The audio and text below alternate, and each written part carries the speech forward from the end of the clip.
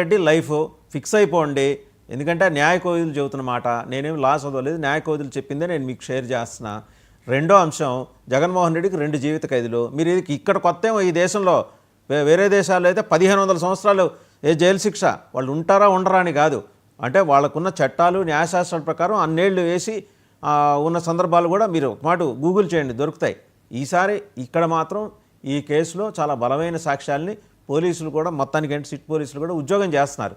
ఒకటి మాత్రం నిజం, ఇంతకుముందు చేయలే, మీ 5 ఏళ్ళు మీ కాలంలో వాళ్ళు చేయలే, ఇప్పుడు అదే పోలీసులు మళ్ళీ వాళ్ళకి పని చేతకాక కాదు, మీరు చేయనీయలేదు, వీళ్ళు చేయనిస్తున్నారు. సో 2 జీవిత ఖైదులకి ఫిక్స్ అయిపోండి. ఇప్పుడు పార్టీ బాధ్యతలు ఎవరు చేపడతారో అది చెప్పండి. అదే నేను చెప్తే కదా, సిట్టు ఉంటుంది, స్టాండ్ ఉంటుంది. సిట్టు గురించి మనకు తెలియదు ముందు. సిట్టు చంద్రబాబు నాయుడు గారు సిట్టు అంటే సిట్టు, స్టాండ్ అంటే స్టాండ్. సిట్టు ఏం రాయమంటే అది రాదు సార్. సిట్టు రాయకపోతే ఒకే ఒక విషయం అండి, ఇవన్నీ పక్కన పెట్టండి. పిఎల్ఆర్ ప్రాజెక్ట్స్లో ఆ లైబిలిటీ ఆయన దాంట్లో ఎఫిడవిట్లో ఫైల్ చేశాడా, 47.47 crores ఎంతో లైబిలిటీ ఉందని, which is linked with the scam. అది ఎస్టాబ్లిష్ అయింది కదా. వీళ్ళు డబ్బులు పట్టుకోలేకపోయారు కానీ ఇలాంటివి పట్టుకున్నారు. ఈ సిట్టు ఎస్టాబ్లిష్ అయింది కదా, మిథున్ రెడ్డి కనెక్షన్ ఎస్టాబ్లిష్ అయింది, ఇంకా అంతకంటే ఏం కావాలండి?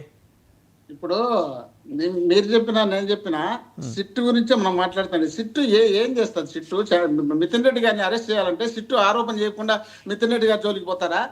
జగన్మోహన్ రెడ్డి గారి మీద ఆరోపణ చేయాలనే ఉద్దేశంలో భాగమే కదా ఇవన్నీ చేస్తున్నది.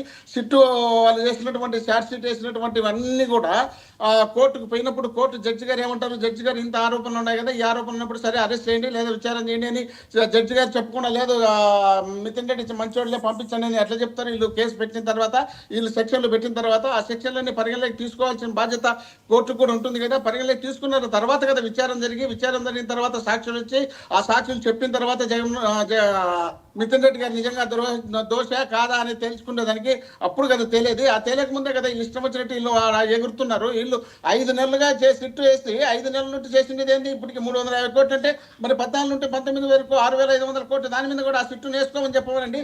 దాని మీద కూడా లేదంటే ఇవన్నీ వద్దులే, సిబిఐ. మీరేం చేశారు ఆ కేసులో? 5 ఏళ్ళు మీరేం జాగ్రత్త దాన్ని దేవుడి గదిలో పెట్టి సాంబ్రాణి అగరొత్తులు వెలిగించి పూజ చేశారా? మీరేం చేశారు? అదే రవికిరణ్ గారు ఏమంటున్నారంటే, చంద్రబాబు నాయుడు గారిని ఎందుకు అరెస్ట్ చేయలేదని చెప్పి రవికిరణ్ గారు అన్నారు ఇన్ని చేసినప్పుడు. ఇప్పుడు చంద్రబాబు నాయుడు గారిని అరెస్ట్ చేయడానికి 2 సంవత్సరాలు కరోనా వచ్చిన తర్వాత, ఆ కరోనా అయిపోయిన తర్వాత అసెంబ్లీలో జగన్మోహన్ రెడ్డి గారు స్కిల్ డెవలప్మెంట్ మీద ఇంత అవినీతి జరిగింది అని చెప్పిన తర్వాత, మళ్ళీ సంవత్సరానికి ఎంక్వైరీ చేసిన తర్వాత చంద్రబాబు నాయుడు గారిని రాత్రి చేయలేదు, రాత్రి అంతా పోలీసులు ఆడుండి పొద్దున్నే ఆయనకి ఇచ్చి పొద్దున్న అరెస్ట్ చేసినారు. దాన్ని కూడా మనం చూడకుండా జగన్మోహన్ రెడ్డి గారు ఏదో బలవంతంగా చేసినారని చెప్తున్నారు. కూడా వీళ్ళకి ఫ్రీ బెయిల్ రాలే, హెల్త్ బాగాలేదని కండిషన్ బెయిల్ మీద వచ్చిన వాళ్ళే వీళ్ళు. కూడా నీతులు చెప్పుకుంటా పోయి మాట్లాడుకుంటా. ఆరోపణలు ప్రత్యారోపణలు కాదు, టెక్నికాలిటీస్లోకి వద్దాము. ఒకటి మీకు మళ్ళీ 2-3 రోజుల్లో మళ్ళీ మనం డిబేట్లో కూర్చున్నాము. ఇందాక సురేంద్ర నాయుడు గారు చెప్పిన భాస్కర్ రెడ్డి ఎపిసోడ్ ఏంటో చూడండి. కేసీఆర్ దేశం అంతా వదిలేసి భాస్కర్ రెడ్డి గారు అదేదో ఫైండ్ అవుట్ చేయండి, ఆ రిపోర్ట్ ఏదో తీసుకురండి. భాస్కర్ రెడ్డి గారు ఇచ్చిన రిపోర్ట్. భాస్కర్ రెడ్డి గారు ఆ ఉద్యోగం చేస్తారనే విషయం ప్రపంచానికి తెలియదు. ఆయన ఏదో అదేంటండి టీటీడీ దేవస్థానం, తుమ్ముకుంట తిరుపతి దేవస్థానానికి టీటీడీ చెక్కులు అటు మళ్ళించుకున్నారు, ఇలాంటివేవో చేశారనుకున్నా కానీ సర్వేలు చేస్తారని కూడా తెలియదు మాకు. అదే ఆ రిపోర్ట్ ఏదో ఫైండ్ అవుట్ చేయండి. ఒకసారి రవికిరణ్ గారి దగ్గరికి వెళ్దాం. రవికిరణ్ గారు, ఇప్పుడు ఏంటంటే దాంట్లో ఎస్టాబ్లిష్ అయిందండి పిఎల్ఆర్ ప్రాజెక్ట్స్ విషయంలో ఆ కనెక్షన్. మిగిలిన 70 పాయింట్లతోటి రిమాండ్ రిపోర్ట్లో ఉంటే బాగా కనెక్ట్ అయిన పాయింట్ అదొకటి. 2 ధనుంజయ రెడ్డి గారి పాయింట్.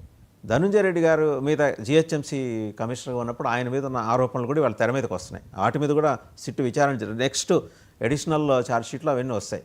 ఆయనంటే ఆ ఫ్లోర్స్కి పర్మిషన్ ఇచ్చేప్పుడు ఒక్కొక్క ఫ్లోర్కి ఒక్కొక్క కేజీ బంగారం అనేది ఆయన స్కీమ్ పెట్టారు అప్పట్లో, అంటే రియల్ ఎస్టేట్ వాళ్ళ దగ్గర నుంచి. అప్పట్లో అంటే 20 లక్షలు ఉండేది. సో అది కూడా ఇవాళ బయటకు వస్తుంది. గోల్డ్ అనేది ఇవాళ కాదు, ఆయనకి ఎప్పటి నుంచో అసోసియేట్ అయి ఉన్న సబ్జెక్ట్ అని సిట్ ఎస్టాబ్లిష్ చేయబోతోంది రేపు 2వ ఛార్జ్ షీట్లో. సార్, ఇప్పుడు ఈ మద్యం విషయంలో రకరకాల మనం ఊహించిన విషయాలలో రూట్ అయిందన్న అంశం ఆ యొక్క ఛార్జ్ షీట్ లోను రిమాండ్ రిపోర్ట్ లోను చదివితే అర్థమవుతుందండి. అంటే ఒక్కొక్కరు ఒక రకం. ఇప్పుడు సత్యప్రసాద్ గారు ఉన్నారండి, A3. ఆయన ఎవరు? వారి తండ్రి గారు పెద్దిరెడ్డి మిదిరెడ్డి గారి ఫాదర్ రామచంద్ర రెడ్డి గారు. వీరిద్దరూ ఫ్రెండ్స్, ఒక ఫ్యామిలీ రిలేషన్, అంటే ఫ్యామిలీ అంటే కుటుంబ స్నేహితులు. అక్కడ నుంచి స్టార్ట్ అయింది. సత్యప్రసాద్ గారికి యూపీఎస్సీలో కూడా యూపీఎస్సీలో మెంబర్ గా వేశారు. అది ఎవరు వేశారు? రాజశేఖర రెడ్డి గారు వేయించారు. అంటే వారి యొక్క కుటుంబం కాంగ్రెస్ ఈ పెద్దిరెడ్డి రామచంద్ర కుటుంబంతో సత్యప్రసాద్ గారు అప్పటి నుంచి అనుబంధం ఉంది. ఈ పోస్టింగ్లు అన్నింటిలో ఉంది.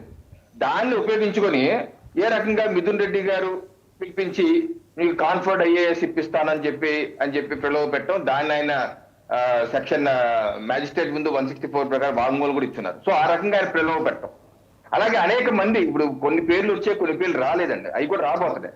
కొన్ని మంది అంటున్నారు ఎక్సైజ్ డిపార్ట్మెంట్ విశాఖపట్నం ఏదో పనిచేసిన AK-47 అంటే ఒక ఆయన కూడా ఇన్వాల్వ్ అయ్యి ఉన్నారు. రకరకాల వ్యక్తులు ఇన్వాల్వ్ అయ్యి ఉన్నారు. అంటే రకరకాల ప్రలోభ, డబ్బు అయితే డబ్బు, లేకపోతే ప్రమోషన్ అయితే ప్రమోషను, రకరకాల వ్యక్తులు ఇన్వాల్వ్ చేసుకొని ఒక కాన్స్పిరసీ థియరీ ప్రకారం కాన్స్పిరసీ చేసి ఏ రకంగా ఈ మద్యం ద్వారా మనం ముడుపులు పొందాలి, వచ్చిన ముడుపులు ఏ రకంగా రౌట్ చేయించాలి. ఎందుకంటే గతంలో కూడా మన క్విక్ ప్రోగో కేసులు ఉన్నాయి కదా, ఆ క్విక్ ప్రోగో కేసుల అనుభవాలు కూడా ఉపయోగించుకుంటూ ఏ రకంగా దొరకకుండా చేయాలి, క్యాష్ ట్రాన్సాక్షన్స్ చేస్తూ కొంతవరకు మాత్రమే వెయిట్ చేస్తూ అనేకమైనటువంటి జాగ్రత్తలు తీసుకున్నారు. అయినప్పటికీ ఇందాక మీకు చూపించాను లాటిట్యూడ్